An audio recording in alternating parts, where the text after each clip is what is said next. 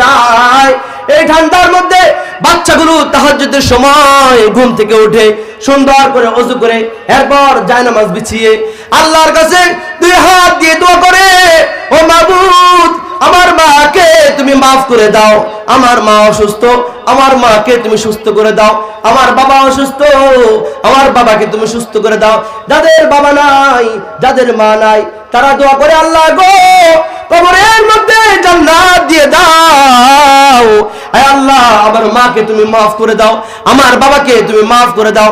এভাবে আল্লাহর কাছে দোয়া করে আর দোয়ার মধ্যে বলে, আল্লাহুম্মা জাআলনি সাহিবাল কুরআন, আল্লাহুম্মা জাআলনি হাফিজাল কুরআন, আল্লাহুম্মা জাআলনি হামিলাল কুরআন।